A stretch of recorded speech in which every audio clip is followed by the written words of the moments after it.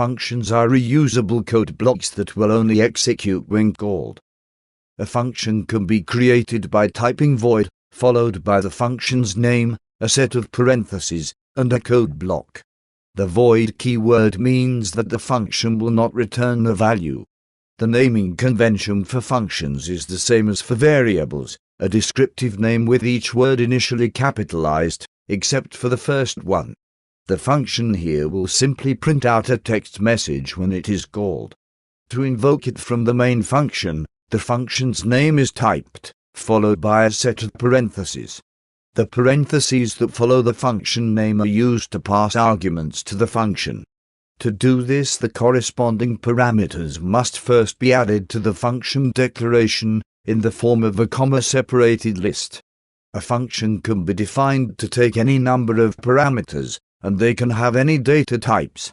Just ensure the function is called with the same types and number of arguments. To be precise, parameters appear in function definitions, while arguments appear in function calls. However, the two terms are sometimes used interchangeably.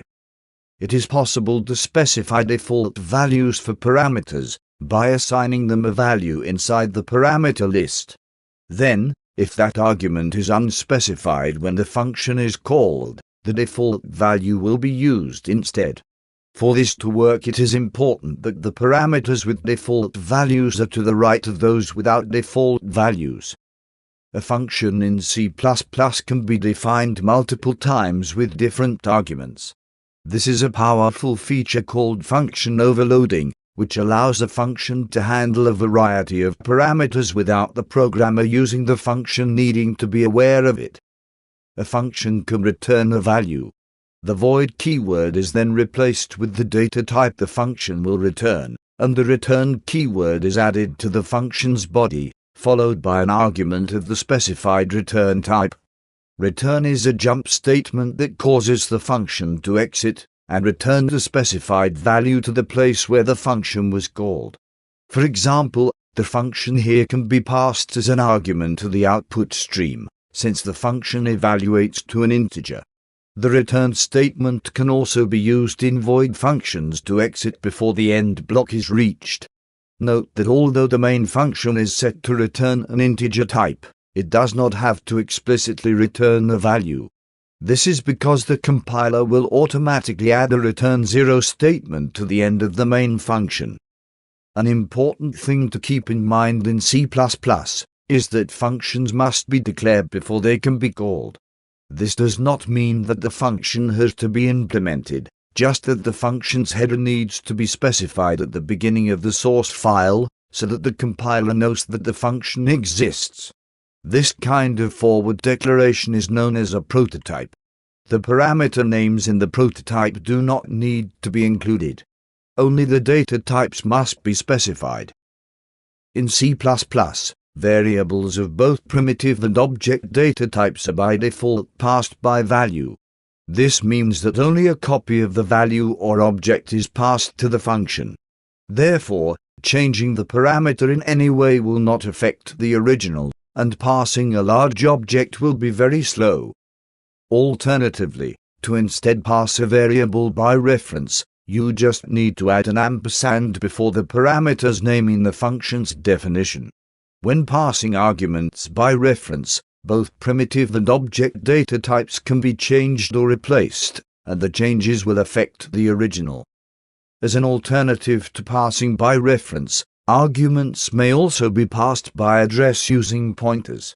This passing technique serves the same purpose as passing by reference, but uses pointer syntax instead.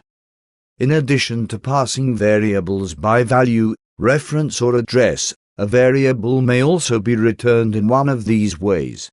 Most commonly, a function returns by value, in which case a copy of the value is returned to the caller. To return by reference instead, an ampersand is placed after the function's return type. The function must then return a variable, and may not return an expression or literal, as can be done when using return by value. The variable returned should never be a local variable, since the memory to these variables is released when the function ends. Instead, Return by reference is commonly used to return an argument that has also been passed to the function by reference. To return by address, the dereference operator is appended to the function's return type. This return technique has the same two restrictions as when returning by reference. The address of a variable must be returned, and that returned variable must not be local to the function. A thing to keep in mind when using functions is that every time a function is called, a performance overhead occurs. To potentially remove this overhead, you can recommend that the compiler inlines the calls to a specific function by using the inline function modifier. This keyword is best suited for smaller functions that are called inside loops. It should not be used on larger functions, since inlining these can severely increase the size of the code, which will instead decrease performance. Note that the inline keyword is only a recommendation. The compiler may, in its attempts to optimize the code, choose to ignore this recommendation, and it may also inline functions that do not have the inline modifier.